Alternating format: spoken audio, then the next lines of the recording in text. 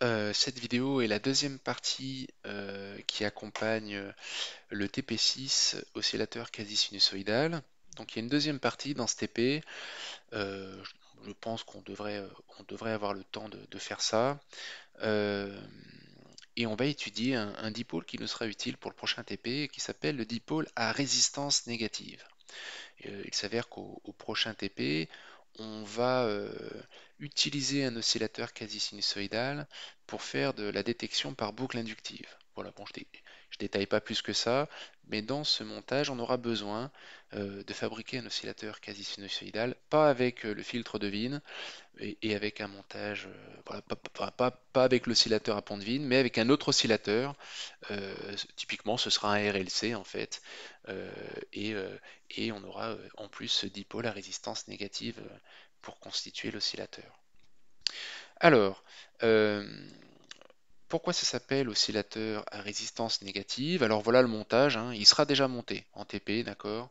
Autant le filtre à pont de Wien, enfin l'oscillateur à pont de Wien, vous allez le brancher vous-même, autant ce montage sera déjà prêt, ok?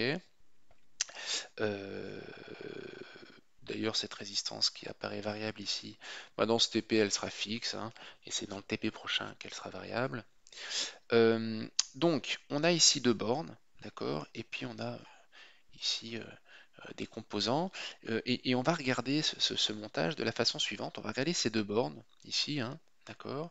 Et puis on va montrer, c'est dans les annexes, on va pas faire le calcul là, mais on peut montrer que tout ça, on peut voir ça comme si c'était une résistance, mais à valeur négative. D'où le nom évidemment de dipôle à résistance négative. Euh, alors, bon, voilà, il y a une annexe, tenez, je vous la montre ici. On a une annexe où il y a comme ça la fiche constructeur d'un amplificateur opérationnel. Elle était déjà présente la dernière fois. Ah oui, il y a aussi les plaques Labdeck que je ne vous ai pas présentées dans la première vidéo, mais j'en dirai un mot après. Et vous avez ici une étude du dipôle à résistance négative, une étude théorique qui a été faite dans une épreuve de concours, la MINPON PSI 2009. Donc là, c'est l'énoncé, et vous n'avez pas tout l'énoncé de l'épreuve, hein, il y a juste ce qui concerne l'étude du dipôle à résistance négative, ça c'est bien fait. Et vous avez ici le corrigé, d'accord? Donc vous pouvez éventuellement jeter un œil à ça pour comprendre un petit peu ce qu'on va faire en TP dans cette deuxième partie de TP. Tenez, je fais une parenthèse rapide. Dans l'oscillateur à pont de Wien, on va utiliser ces plaquettes-là et vous allez utiliser des petits fils et on va brancher l'amplificateur opérationnel sur cette plaque et puis voilà les résistances, les condensateurs, vous allez tout monter sur cette petite plaque. Comme ça nous permet de faire un petit TP-deck avec des plaques LabDeck. Ça, c'est pas inutile pour l'oral.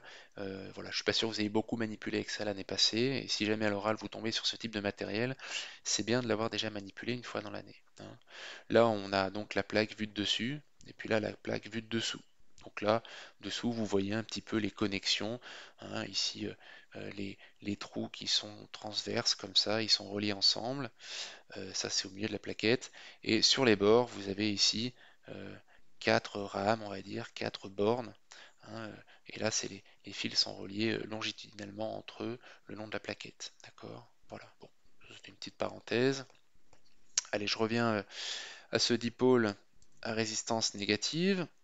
Donc il y a la démonstration dans l'annexe, hein, dans le corrigé Minpon, on démontre ça. Alors ça c'est en régime linéaire, c'est quand là-haut est en régime linéaire qu'on peut montrer que ce montage est équivalent à une résistance négative.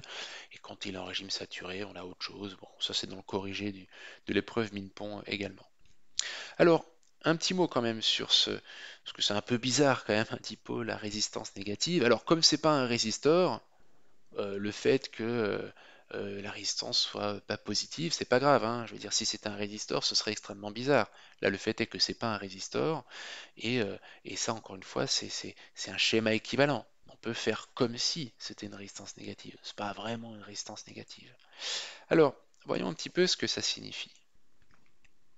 Je reviens au fichier manuscrit comme ça. Donc, regardez. Là, vous voyez qu'on est en convention récepteur, hein, au bord de ce dipôle. Donc on a U égale moins RNI, où Rn est positif, hein. Ici, le côté résistance négative, il est mis dans le moins, là, hein, d'accord?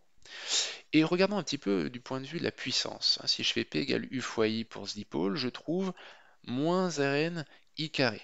Et ça, clairement, je ne vous fais pas un dessin, c'est facile, c'est négatif. D'accord? Alors qu'est-ce que ça veut dire? Ça veut dire que quand je suis en convention récepteur, vous savez que U fois I, c'est la puissance reçue. Voilà, la puissance reçue est négative, ça veut dire quoi? Ça veut dire que ce dipôle, il fournit toujours de la puissance au reste du circuit auquel il est branché. D'accord? Donc en fait, c'est un générateur. Tout simplement, ce dipôle à résistance négative, c'est un générateur qui fournit une tension qui est proportionnelle au courant. D'accord? Voilà, tout simplement. C'est pas un générateur de Thevenin, si vous voulez, euh, c'est un générateur tel que la tension et le courant aux bornes de générateur sont proportionnels, tout bêtement. Un autre point euh, sur lequel je veux attirer votre attention, c'est que, alors il faut faire attention, vous l'avez vu sur le schéma du montage, on a ici une masse sur cette borne-là. D'accord? Donc attention, cette masse, elle est reliée à la borne 0 de la ligne plus 15 moins 15 de l'ampli op, et en général, dans un montage plus complet, c'est relié à la Terre. Donc vous voyez, euh, il faut faire attention un petit peu dans un montage, où est-ce qu'on branche cette borne.